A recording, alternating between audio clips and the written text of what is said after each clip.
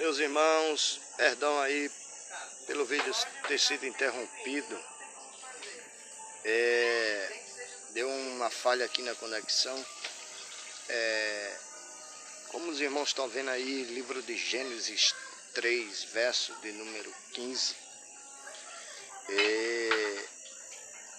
Há uma profecia aí de Cristo, como eu falei no vídeo anterior. O livro de Gênesis, capítulo 3, versículo 15, ele é conhecido no meio teológico como o proto-evangelho. Por que o proto-evangelho? Porque o livro de Gênesis 3 por diante, há 4 pregadores. O primeiro pregador é um pregador sobrenatural chamado Deus. O segundo é Adão. O terceiro é Eva. O quarto, a serpente. Deus, ele cria o homem e coloca o homem sobre um jardim. E nesse jardim, ele diz para o homem que de todas as árvores ele estava livremente a comer. Porém, veio o processo em que o homem estava só, entre aspas, porque ele tinha Deus. Toda virada do dia, que pelo calendário lunático, a virada do dia seria por volta das 6 horas da noite. Deus aparecia para Adão para conversar com Adão, tratar de assuntos, de intimidades. E nós observamos que Adão, após ele estar só, Deus coloca ele em um sono profundo e faz uma companheira. E essa companheira de Adão, após a criação dela, ela também já sabia das doutrinas de Deus, as proibição de Deus, ou a proibição de Deus. Então o que é que acontece? A serpente, ela entra também no cenário da história. Então, irmãos, um relacionamento, ele nunca deve ter o palpite de quem você não conhece. Pois na realidade, no relacionamento entre Deus e o homem, é Deus e o homem que estão conectados. No relacionamento entre Adão e a mulher, é Adão e a mulher que estão conectados. Então a terceira pessoa aí seria o próprio Deus. Mas houve um espaço em que Eva deu ouvido à serpente. E a serpente olhou para Eva, pois ela era um animal astúcio. E por ela ser um animal astúcio, ela disse para Eva que ela poderia comer do fruto.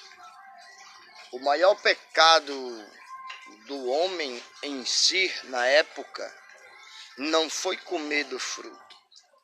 O maior pecado do homem em si foi desobedecer a uma ordenança de Deus. E a Bíblia diz que Eva come do fruto e dá para o seu esposo. Adão não procurou descobrir qual foi a fonte em que deu ordem para que ela comesse. E comeu também. E Deus pergunta para Adão, Deus aparece para Adão na virada do dia, e quando ele aparece, a Bíblia diz que Adão se esconde de Deus, da presença. E por ele se esconder, Deus pergunta: Adão, onde é que tu estás? Deus sabia onde ele estava? Sabia, mas perguntou por quê? Para que ele confessasse. E uma vez confessado, uma vez alcança a misericórdia, uma vez deixado. Então, quando ele confessa, eu me escondi porque eu estava nu. Então, Deus pergunta: o que foi que tu fizeste? Adão joga a culpa dele para Deus e diz: a mulher que tu me deste. Já começa aí uma falta de reverência a Deus. Tu, a mulher que tu me deste. Então, o que é que acontece? A Bíblia diz que Deus diz: comesse do fruto que eu lhe ordenei para que não comesse. Ele disse: a mulher que tu me deste, me deu e eu comeu. Cristo, Deus vai até a mulher e pergunta: mulher, o que foi que tu fizeste? Ela também não assume a culpa da responsabilidade que era sua e joga para a serpente. O que é que acontece? Acontece que hoje em dia, irmãos, nós, ao invés de nós assumirmos a culpa da nossa responsabilidade, tentamos transferir uma responsabilidade que é nossa para alguém, mas não queremos assumir que aquela culpa é nossa. E Deus vai até a mulher e a mulher joga a serpente. Adão, a mulher que tu me deste, jogou a culpa para Deus. Deus vai até a Eva. Eva joga a culpa que era dela para a serpente. Quando Deus vai até a serpente, Deus diz: maldita és tu. Tu andarás rastejando e comerás o pó da terra. Então,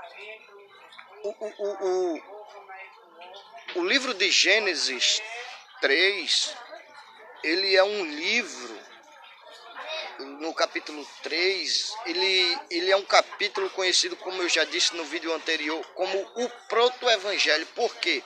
Porque o primeiro a profetizar acerca de Cristo, esmagando a cabeça da serpente, estando aqui nesta terra, foi o próprio Deus.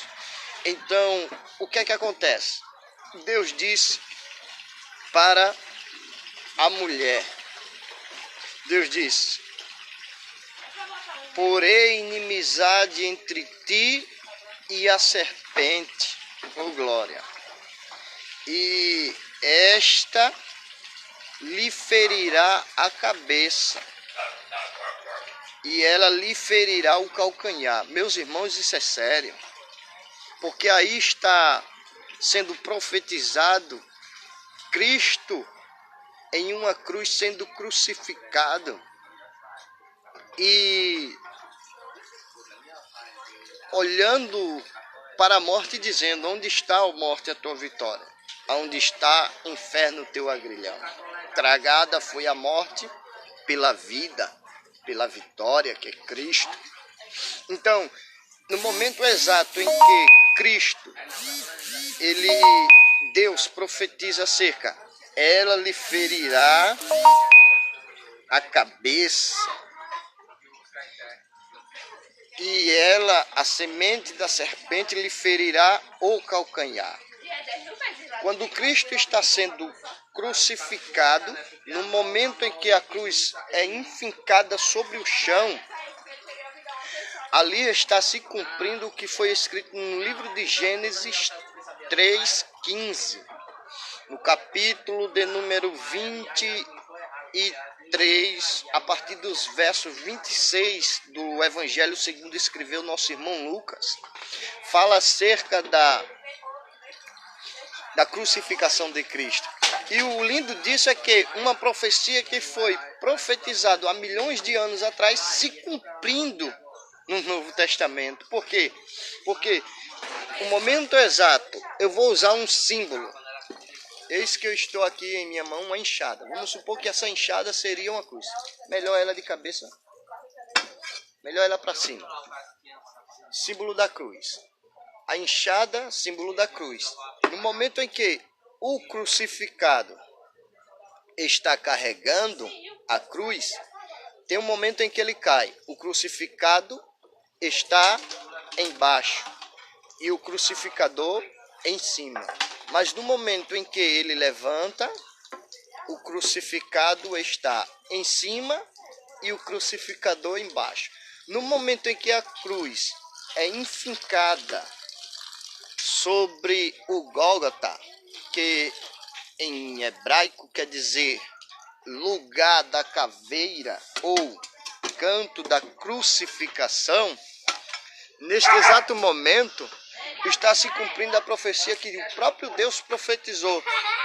Ela lhe ferirá a cabeça. Por quê? Porque o Gólgota, ele tinha uma forma de um crânio. Os estudiosos dizem que ele tinha a forma de um crânio. No momento em que a cruz está sendo enfincada sobre o chão, é Cristo ferindo a cabeça da serpente. Mas no momento que Cristo está sobre a cruz e os pregos sobre a região, essa região de seus pés,